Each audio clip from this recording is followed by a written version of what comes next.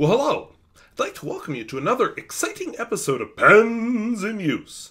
This is the show where I talk about the fountain pens and inks that I've been using throughout the week. This week should be my last week in this temporary set. I should be back in the green screen next week. So I thought I'd just do a different view with that camera and kind of let you see how I've been doing this. Just glancing at the view. You can't see the two lights that are right here, right at the ends of my hands. You can't see the microphone that's over here, but basically you've got a view of what's up. So let's dive into it.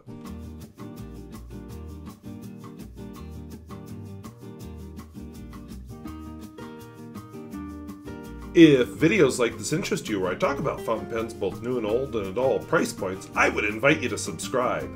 And hey, do you have any feelings about green screen or this set? Let me know in the comments down below, or perhaps one of the pens will strike your fancy. In any case, please feel free to leave a comment. So let's take a look at what I have. So the pens that I'm using this week, first I have a Penkala Rex EMI 101 from Croatia. I have 3 senators. My state only has 2 senators. Oh, yeah, so do the other 49 states. But in this house we have, well, okay, we have more than 3 senators, but let's not talk about that. This one is a Senator 0140.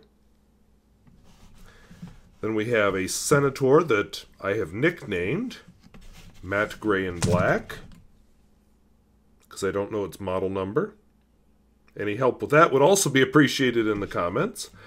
I have Senator Crack Blind Cap, who was a gift from a viewer from another country, a European country, we'll say.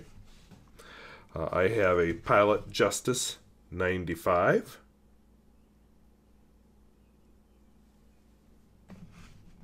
I have a Platinum 3776 with music nib. I have a Pilot Custom 823.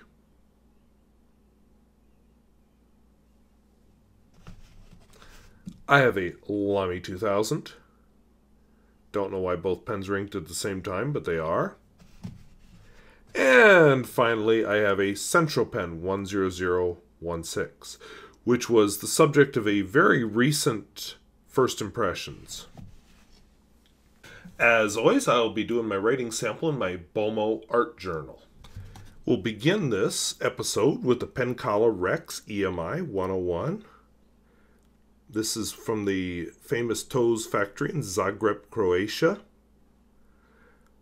Founded originally as Moster Penkala, reborn as Toes under the leadership of the communist government, and then afterwards, after the fall of communism, was reborn as the Penkala factory. So this is a vintage pen.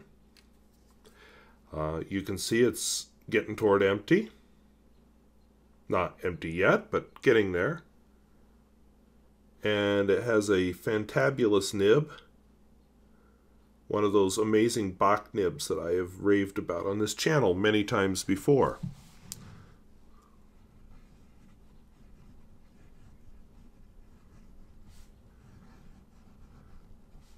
And I will just mention that the ink that I'm using here is one of those inks that when I first got it, I just thought, meh.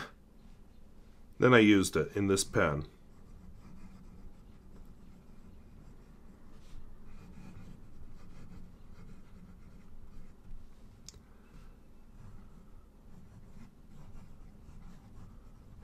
It's a little slow to dry, as somebody noticed the last time I did this pens in use thing. But what I love is the color change from giant red spot of Jupiter to the brownish shades of the clouds of Jupiter. Just really cool. Now, its friend is a Senator. I actually have its model number. This is an 0140. Doesn't look like much. It's one of those slim black pens that I like. But you see that? It's also one of those amazing Bach nibs that I like.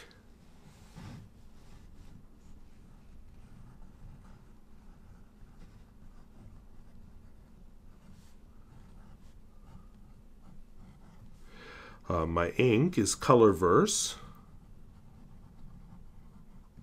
Golden Record.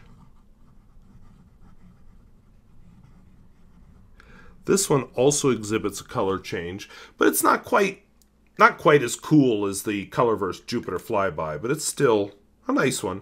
It goes from a reddish color to a more subdued brownish color. This pen has pinch hit as a daily writer a few times, just because that's really what it is. This is Senator, nicknamed Matte Gray and Black. Or sorry, Matte Gray and Silver. Has the finish on it is apparently somewhat flexible and very durable. This is a pen that's supposed to last just about forever.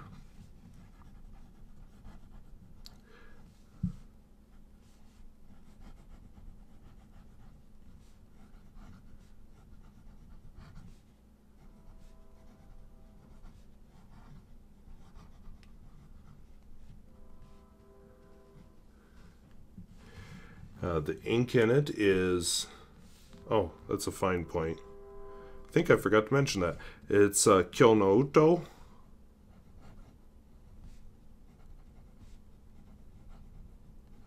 Aonibi.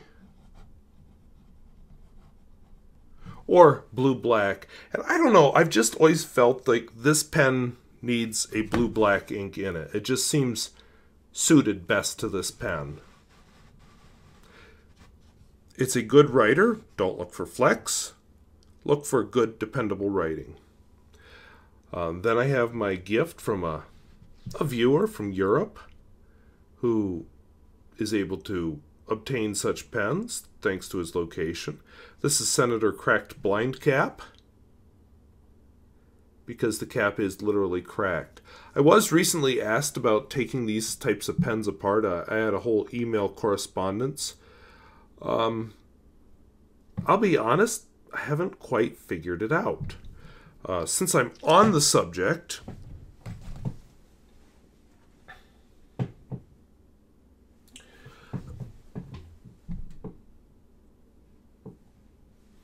while I have the camera out and everything, I'm going to do my first impression of Senator 210. So what I do with most of my Senators is you wind down the piston, keep winding,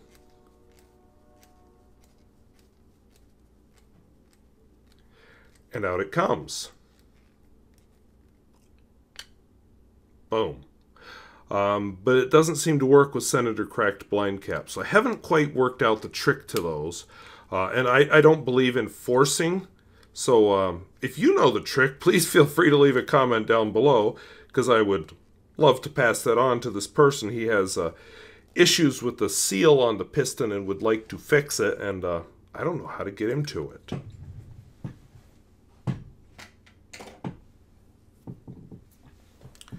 So let's see how Senator Cracked Blind Cap can write. Somebody suggested I should do a comedy series with these, a la Yes Minister or Yes Prime Minister.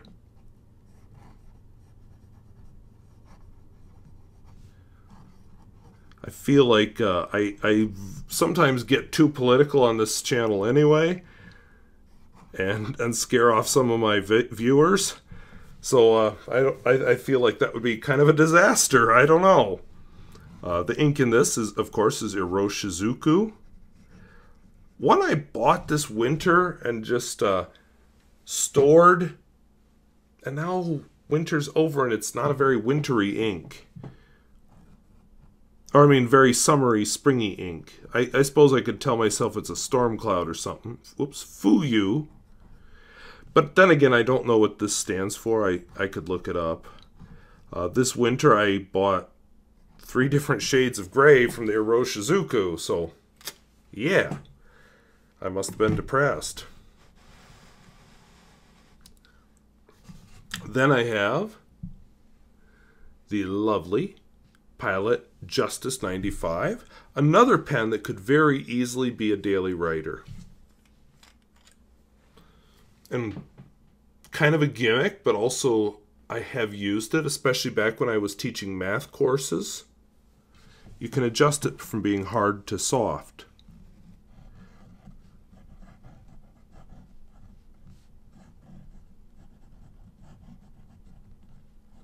Oops, not Pilot Custom, Pilot Justus.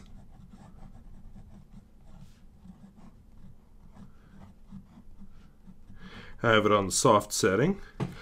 Just for giggles and snorts, I'm going to switch it to the hard setting. Ooh, come on.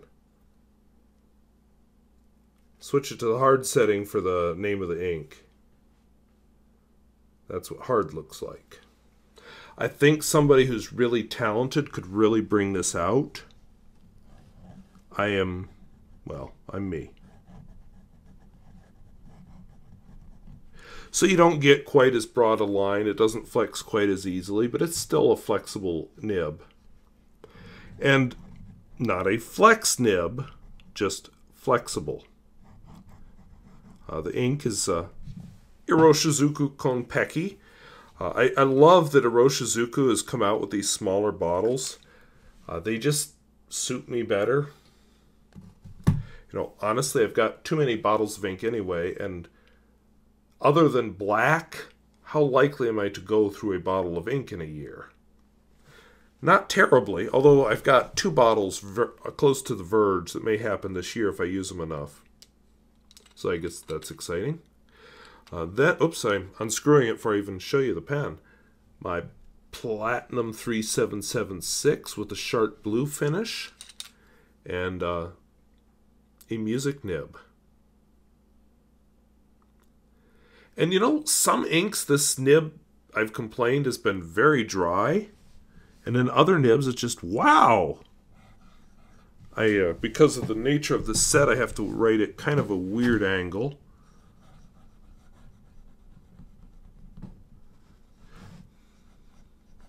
I just really felt it there with that pen.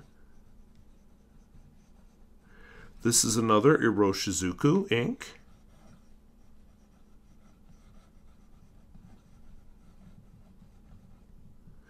This is Yama-budo.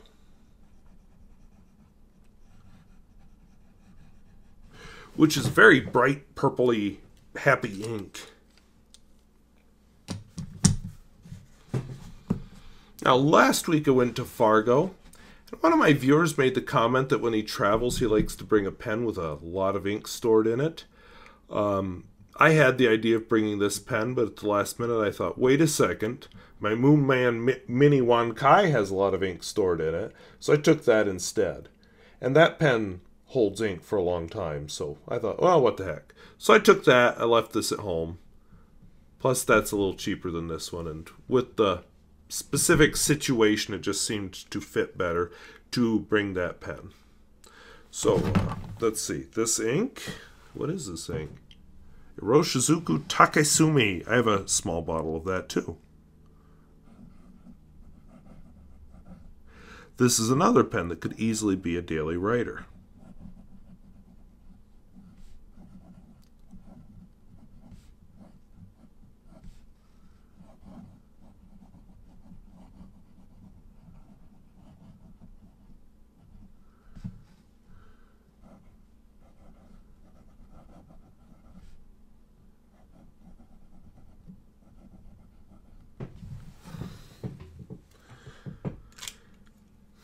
The meaning of that name has something to do with charcoal.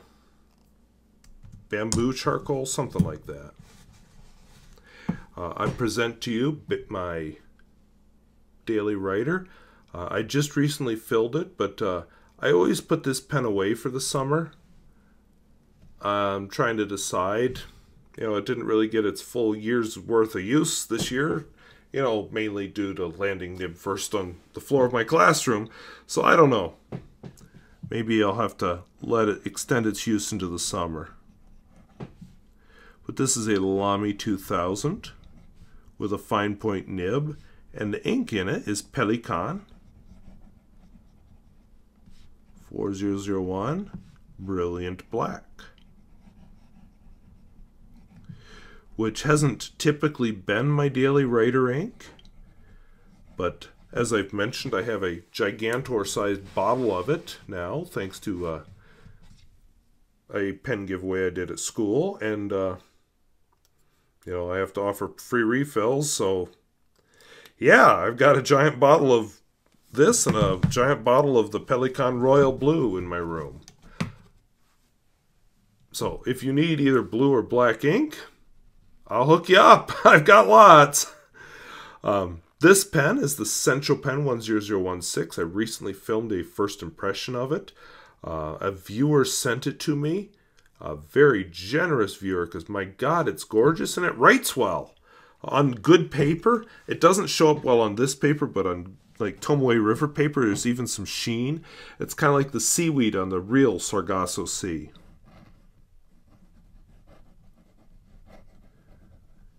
So Centropen 10016, and the ink is Diamine.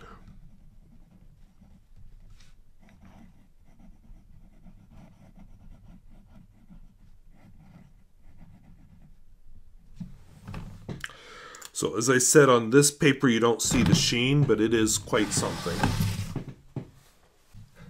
So those are the pens and inks that I've been using this week. As I said, next week I'll be back down to the regular set. That whole cleaning it out thing just turned into a bigger project than I'd planned on, and a more extended project than I'd planned on. And it was remarkably easy and comfortable to film up here. So I like this desk. I have actually been using it more than I expected I would. I like it a lot, and the chair is just a nice bonus because I finally got a decent chair to go with it. It arrived. So it's just all in all been a good thing for me. The main drawbacks here, you know, the microphone is on the same table where I write and where I touch, so if I, you know, touch the table at all, the microphone's going to pick it up. Also, I stuck with the lights in the living room if I keep the setup here, so it'll be moving back downstairs. But it just kind of reminds me of one of my fantasies. I'd like to have a set, well, an office, an actual office. And I even can picture it. It's long and narrow, and I picture it being like an ingle nook off the kitchen, lined with bookshelves. At one end, a small fireplace, my window looking out over the garden, my desk, you know, right under the window, but, you know, slightly off to the side also so I can focus. And then little small lights I can just set on it and then put away so I can film my pens in use in there. And perhaps like a couch or just a comfortable chair where I can sit back and read. That's my fantasy. For now, I'm stuck with a Murphy-type desk in a living room in a small house, but when I get rich, there we go. That's what's going to be built. Couple of topics I wrote down just to address on the side. State Science Olympiad is over. We didn't score at the bottom, but, you know, nowhere near the top either. And I kind of expected that.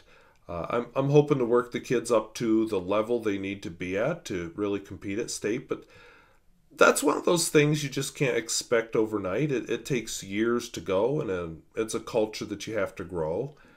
And to be consistently at that level in a school my size just isn't possible. But I'm hoping we made it to state, so I'm hoping for a more respectable showing next year. I spent a lot of time on the bus ride home writing down a lot of thoughts, and I've been writing down thoughts all season about what to do better next year. And that's just it. You know, you can't keep it all up here and expect to remember it. It's going to be gone. You have to write it down in your external brain. Let your external brain do the remembering. Let this do the creating. So I've got a lot of ideas, and we'll see what I can do about implementing them next year. Hopefully I'll also have an assistant coach, because that would really take a big load off my shoulders. That said, I had one student get a 3rd place showing at state. In his event, in some ways that comes down to chance a little bit. Where, you know, not that he won by chance, but I mean, your exact placing is sometimes by chance. Because we come from the dry end of the state, we go to the much more humid end of the state to compete. Well, balsa wood project that's supposed to break because it was Boomalever, they act differently. So I think he had a little bit on his side there because it was later and it was more humid where we are. But yeah, I'm very proud of him, and he's a prime example of how to do it right. You know, he's been in Science Olympiads since 7th grade. He's now a sophomore, so I've got 2 more years of him. I don't want to get too personal or too identifying. You know, he may even see this. So I will just say that here's what he did right. He never worked very hard. He never stayed very long at any practice. But he came in, starting at the beginning of the season, worked a little bit each time he came in, did multiple prototypes of the Boomalever, researched how to build a Boomalever, did multiple trials in breaking them. I'm not sure quite how many Boomalevers we broke. While we were at regionals, he looked at all the other Boomalevers, got good ideas, and took all of that to a fairly successful state performance. So that's a good example of how to do Science Olympiad right. A couple other topics. I'm working on more branding or theming this channel. You know, I've had a viewer who's been regularly saying you need to brand more. And I'm just like, what? Because that's not my world. He apparently has some background in broadcast TV. Part of that was why on the thumbnails you see my face now. That was my small attempt at branding. But now you'll notice most of the videos I'll start putting a PIU down in that corner, a logo, because I'm looking at branding this whole channel as being the whole idea of pens in use, which was inspired by this show, of course. I'm not just a collector of pens, I'm a user of pens, and I do a lot of things with pens. So I'm hoping to express that with some other shows on this channel. And as I get more organized, you know, finding the time to make sure I do it justice. So look for more on that, especially as summer gets here. Let's see. Oh, make sure this camera's not going to die here. Summer is coming, which means graduation is coming. So expect to see some sparkly inks in the next few weeks. I always write a personal letter to every senior that gives me a graduation announcement, and then I give them a link to pictures I've collected of them over the years. You know, my kind of gift, because giving a cash gift or just a gift to all the seniors that a teacher is going to get cards from is just not financially feasible.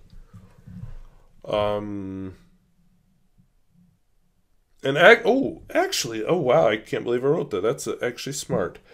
I listed all the names of the seniors who have given me cards on Evernote. You can see what I keep looking at here, this computer.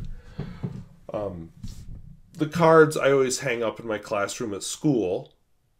But now, when I'm at home, I can just look on Evernote and see who's given me a card. And I can write the notes slowly over the next few weeks, basically in order of what I got them, and mark them off on Evernote as I write them and fold them up. I usually try and fold them up real nice. I have a leaf fold I like to do, so remind me. I'll try to show you that before graduation. It's not my invention. I just use it, and it's really cool and impressive. And then I tuck in a little card with a URL for their own unique gallery of photographs. We're going to graduate 35 seniors this year, which is one of the larger classes we've graduated since I've been here. Last year was the smallest class the school has ever graduated at 21. So, but, you know, what's interesting to me now is all of our small classes are in the high school, whereas when I started teaching in this school, all the small classes were in the elementary school. So I'm hoping that's a good long-term trend for us. And I don't want us to get too big because that sucks all the fun out of teaching in a small school, but a little stability in size is always welcome. No luck on the science teacher front. We had a candidate, but he found something closer to civilization, so doesn't look like he'll be coming down here. So if you like living out in the middle of nowhere, call me, because our science department's all kinds of fun, because it's me and you, whoever you are. So it can be as fun as you want it to be. Any other news? I'm working on that whole organization series. That'll be fun to start after school ends.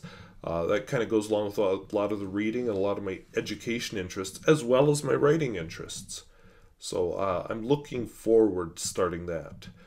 Taking some classes this summer. One of them will be 1 week in Minot. Another one will be 1 week in Fargo. After the Fargo one, I am seriously looking forward to recreating the trip that was on the hard drive that fell on the floor last summer. So we'll get that footage again, and perhaps more planned out, because now I know where I want to go. Anyway, next week, look forward to me being back in the regular set. You won't see any difference. But what matters is I will see the difference, because it will be cleaner, more organized, thoroughly vacuumed, and changing the bedding and everything and washing it for the benefit of a guest who's going to be staying here for a little while.